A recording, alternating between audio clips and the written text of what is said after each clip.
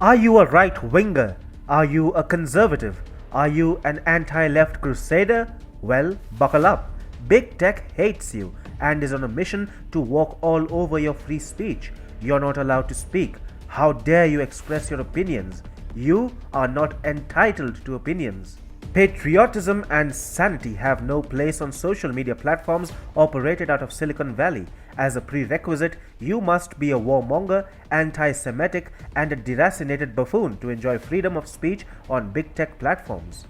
You can be a genocide enabler and a supporter of it against Jews and Israel, and big tech won't bat an eye. But dare you say Democrats are eroding democracy in the United States? You'd be suspended immediately. But our point here is rather serious. It is that of big tech hating Jews from the deepest pits of their cold hearts. It is that of big tech despising Israel. It is that of big tech supporting Islamist extremism. Hi and welcome. You are watching TFI Global, the foreign affairs and geopolitical analysis arm of the TFI Media Group. I am your host Sanbir Ranhotra, and in this video I will tell you why everyone must beware of big tech and its inexplicable hatred for an entire religious community which has been persecuted for thousands of years. If you remain active on any of the big tech platforms, there is an unwritten rule that you should never forget. If you are a Trump supporter, you are a white supremacist who supported Capitol rioting, so you will be banned or censored. On the other hand, if you are an anti-Semite who denies the Holocaust or demands the elimination of Israel, you are a free speech warrior who will not be touched at all. The rule probably sounds discriminatory and absolutely unreasonable. Well, this is exactly our point. Take, for instance, Google's recent refusal to fire its chief of diversity, Kamau Bob, who wrote a blog post complaining that Jews have an insatiable appetite for war. Similarly, Google defended an employee who shouted, "From the river to the sea, Palestine will be free," even though a Jewish co-worker objected to the anti-Israel slogan. What Google did in the two recent cases is merely another addition to a long pattern of anti-Semitism going scot-free on social media in the garb of free speech. Let's talk about Twitter first. The microblogging platform permanently banned former US President Donald Trump after the Capitol security breach in January. Last month, Twitter also suspended an account for sharing Trump's posts. It won't be wrong to say that Twitter spearheaded big tech's campaign to censor Donald Trump, who was the elected president of the United States of America at the time. Trump was supposedly banned for abetting violence at the US Capitol. But Twitter isn't always so enthusiastic about censoring people. Iran's supreme leader Ayatollah Ali Khamenei, for example, gets full access to Twitter for marketing his evil agenda against Israel. In fact, Twitter didn't even delete Khamenei's tweets calling the Jewish nation of Israel a cancerous tumor.